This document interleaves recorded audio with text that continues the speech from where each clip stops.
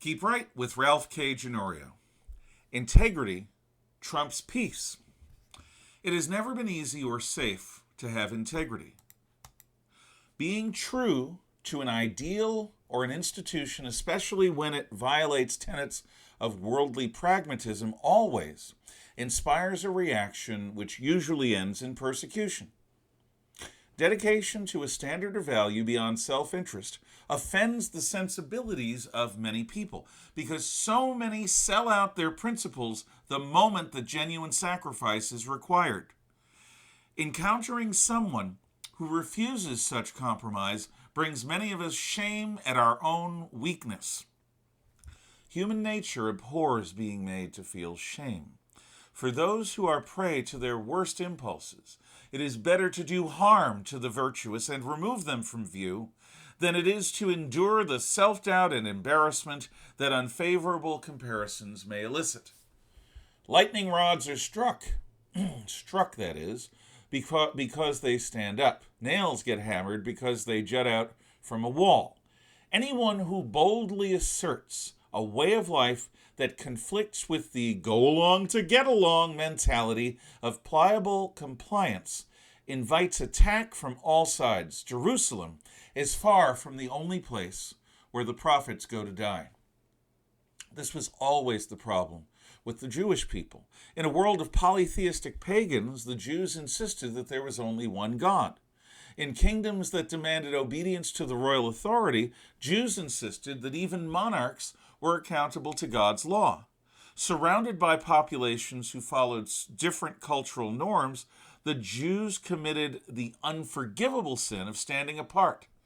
This is why anti-Semitism is the oldest of human hatreds. Truly, any individual who insists upon living according to his or her own truths, rather than adhering to the common and usual practices, courts controversy. To be an individual is to be indecent, is an axiom from ancient times. One need not be a member of the Jewish community, nor of any distinct community, to be shunned as a thought criminal. Anyone who thinks for himself or herself risks deviating from the pale of acceptability when a person stops living within someone else's notions and instead insists upon thinking for himself or herself. That person risks engaging in heresy. In the free world since World War II, we have allowed hysterical thought police to grow up amongst us. Sharing characteristics with the worst excesses of the Spanish Inquisition, the Salem witch trials, and the McCarthyite blacklistings, today's social justice warriors demand absolute fealty to their dogmatic ideologies. Anyone who dares to espouse traditions, norms, or individual opinions courts cancellation or even violence at the hands of the woke.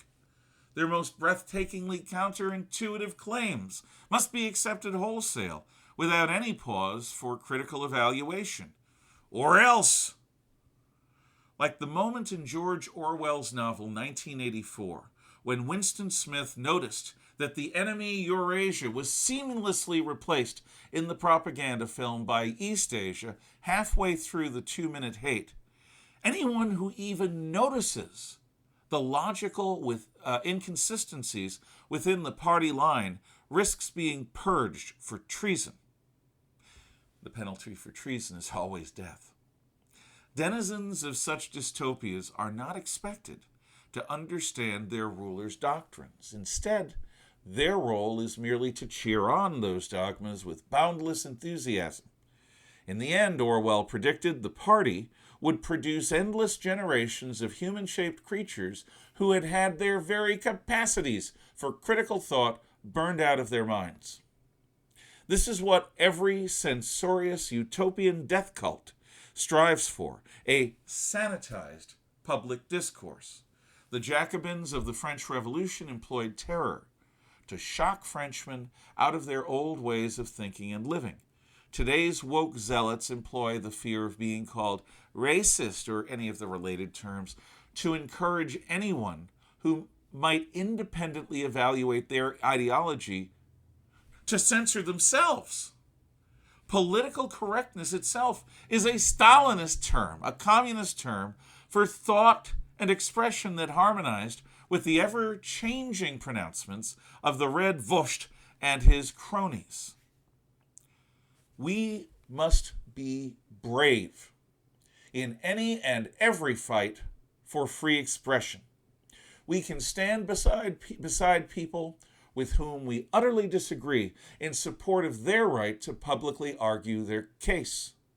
We can be willing to risk ourselves to censure in our own work, family, and community, to boldly say that 2 + 2 = 4, even when everyone around us seems to be willing to let such a fraught opinion slide for the sake of peace and quiet.